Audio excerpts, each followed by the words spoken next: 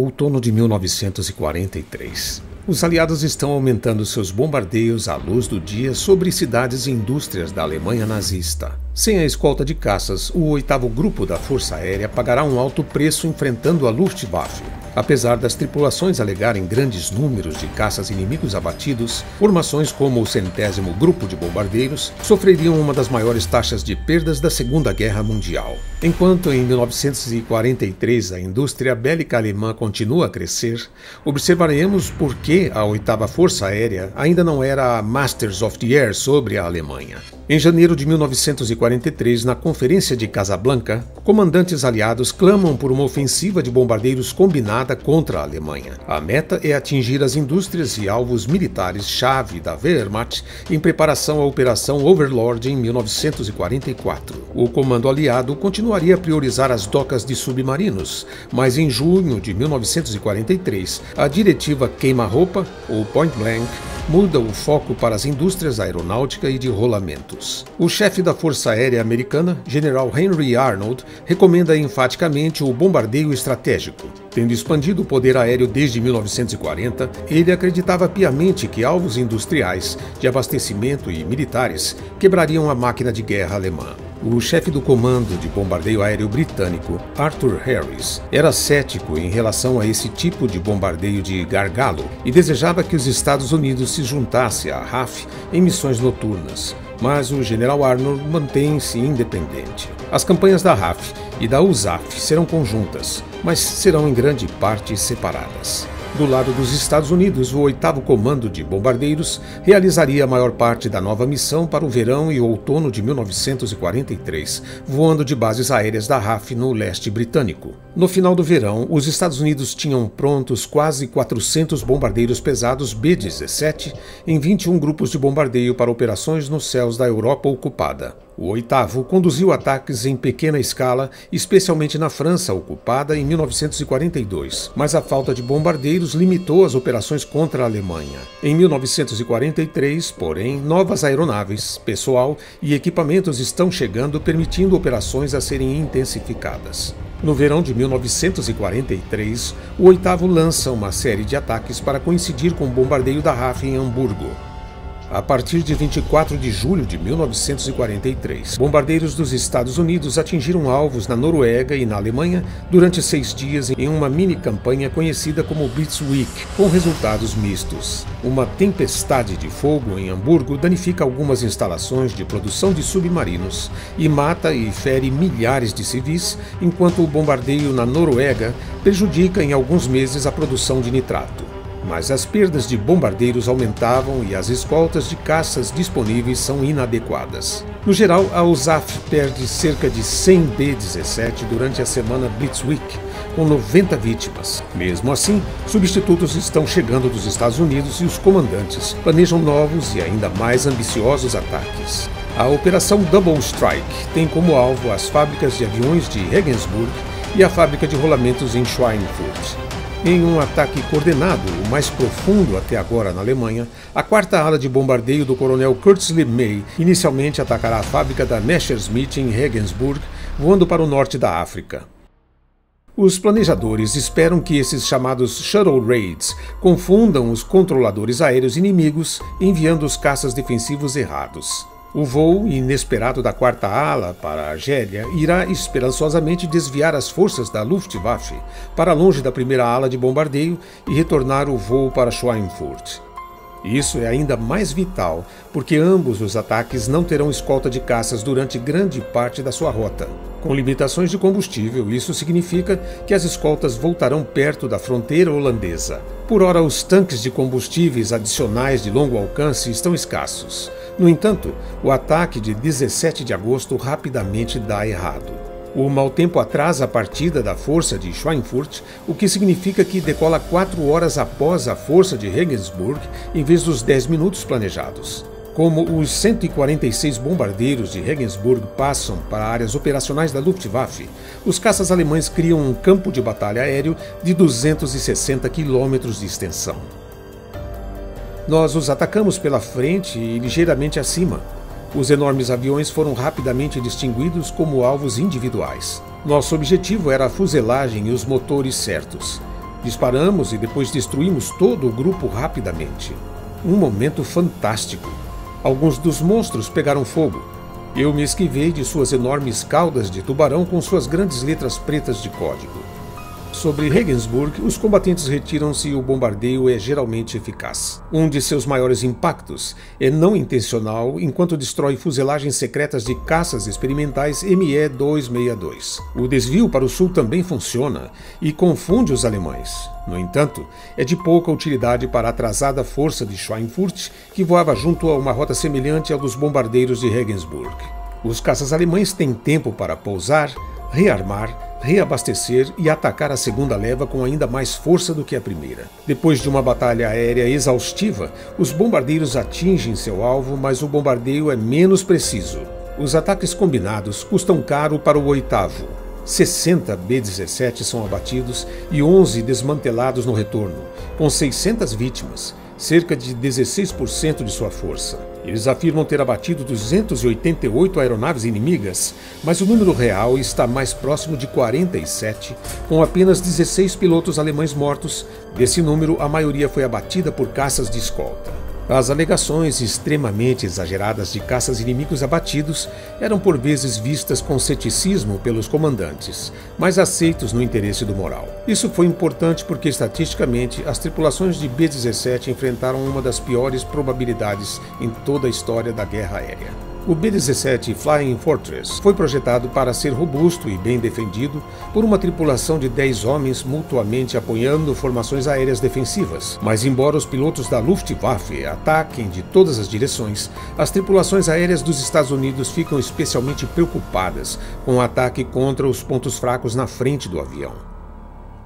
Mais tarde, metralhadoras são adicionadas ao nariz de plexiglass, mas os artilheiros não têm treinamento e, apesar das reivindicações dos aliados, as perdas alemãs para os armamentos dos B-17 são baixas. Um comandante do 8º Comando foi crítico. Eu realmente senti que os artilheiros, em alguns casos, eram mais um perigo do que uma proteção. Acho que nunca saberemos quantos aviões nossos abatemos com esta pulverização selvagem de metralhadoras calibre .50. Os planejadores dos Estados Unidos tentam melhorar o B-17 como o modelo G, com uma torre de queixo controlada remotamente, mas os caças inimigos e a artilharia antiaérea são apenas dois dos muitos perigos. Os acidentes são um problema agravados pela falta de tempo de manutenção, assim como fogo amigo, colisões de voo em formação, congelamento e mau tempo. Muitos dos pilotos não têm experiência em decolagem e pouso em meio à neblina, especialmente com aviões sobrecarregados. Um B-17 sobrecarregado, entrando em stall a menos de 300 metros, teve seu fim espetacular em segundos. 3 toneladas de bombas, 10.220 litros de combustível de alta octanagem, cerca de 6.000 cartuchos de munição calibre .50, junto com tanques de oxigênio, fluidos hidráulicos e óleo lubrificante, atingindo o solo a mais de 300 km por hora, não deixou nada além de uma mancha preta fumegante. Uma tripulação inteira salvar-se é possível, mas perigoso. A tripulação tem que pegar seus paraquedas a tempo, lutar contra as forças G de um avião em queda e evitar outros aviões ou detritos no céu. Pilotos frequentemente permanecem a bordo para manter o avião voando nivelado. Os homens também temem levar tiros enquanto saltam de paraquedas e civis alemães ocasionalmente atacam tripulações de bombardeiros abatidos, alimentados pela propaganda nazista sobre gangster aéreos anglo-americanos.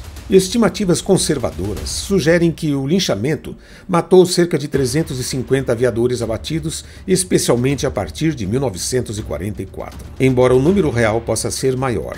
Tropas alemãs geralmente fazem prisioneiros. O sargento Ray Manley relembra sua recepção após render-se. 4 soldados alemães aproximaram-se de mim e perguntaram se eu estava armado. Eu disse não, e então um deles respondeu em um inglês perfeito: "Para você, a guerra acabou." Então eles me levaram até uma aldeia próxima, onde uma multidão de pessoas se reunia. Uma menina loira com cerca de 5 ou 6 anos levantou-se e olhou para mim. Ela sorriu para mim, o único rosto amigável ali. Missões sucessivas com um grande número de baixas também resultam em colapsos psicológicos. A USAF reatribui aos doentes funções não relacionadas ao combate, mas as tripulações veem as feridas psicológicas como um estigma social. Os homens também sabem que o bombardeamento mata mais civis alemães do que soldados, o que acrescenta estresse adicional para aviadores como o coronel Lemay. Você joga um monte de bombas e, se for amaldiçoado com qualquer pesadelo, você tem pelo menos um rápido e horrível vislumbre de uma criança deitada numa cama com uma tonelada de alvenaria caindo sobre ela. Ou uma menininha de 3 anos chorando pela mãe, Mutter, Mutter. Então você tem que afastar a cena da mente se você pretende manter sua sanidade. Para as tripulações do 8º Comando de Bombardeio, as estatísticas são sinistras. Um estudo de 1943 revela que apenas 26% completam as suas 25 missões. 57% são mortos, desaparecidos ou capturados. E 17% feridos, mortos em acidentes ou dispensados devido a problemas mentais. Mas os números pintam um quadro incompleto. Taxas de baixas entre os bombardeiros variam muito entre as diferentes partes da formação. Alguns podem escapar ilesos, enquanto outros podem ser quase exterminados. O 100º Grupo de Bombardeiros ganha uma terrível reputação de grandes perdas, o que lhe valeu o apelido de 100º Sangrento.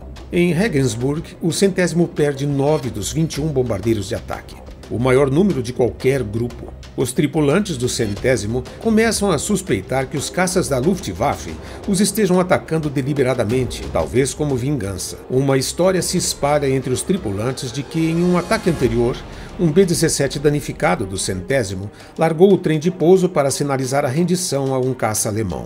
Quando o caça voou mais perto para escoltá-lo até o solo, os artilheiros do B-17 abriram fogo, abatendo o caça.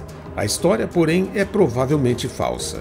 A realidade é provavelmente mais mundana. Em Regensburg, muitos bombardeiros do 100º Grupo voaram nas posições mais vulneráveis da ala, no alto e esquadrões abaixo da caixa de combate na formação. Essas posições expostas carecem do fogo de apoio das posições centrais e muitas vezes foram atacadas primeiro, ganhando o apelido de Coração Púrpura ou Cantinho do Caixão. Mas o boato continua. Em outubro, um novo ataque parece confirmar a maldição do 100º Sangrento.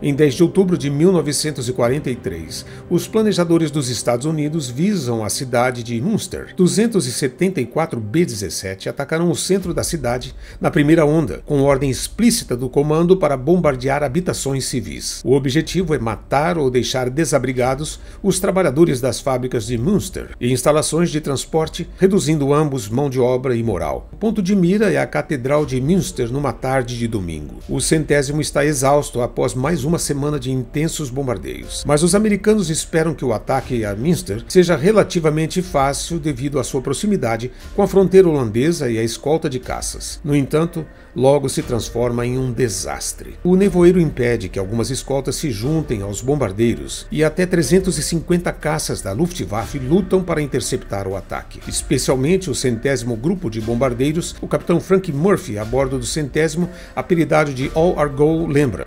A aeronave alemã chegou depois no 100º em ondas aparentemente intermináveis. Quando um elemento dos caças se separou, outro estava se voltando para um ataque frontal bem à nossa frente. Caça após caça voavam diretamente para a nossa formação, passando tão perto que podíamos ver claramente os pilotos alemães em suas cabines. Mais de uma vez, afastei-me dos caças atacantes esperando uma certeira colisão frontal. Em poucos instantes, os ME-109 e os Focke-Wulf 190 abateram 3 B-17 líderes do 100º Esquadrão.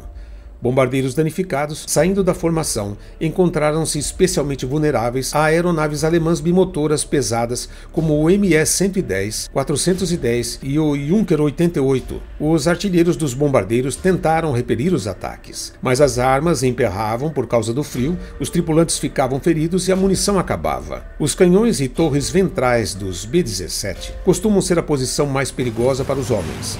Dentro dos B-17 atingidos, cenas caóticas aconteciam. Continuaremos no próximo episódio. Não se esqueça de deixar seu like e de se inscrever nesse canal. Oh, she's pulling left.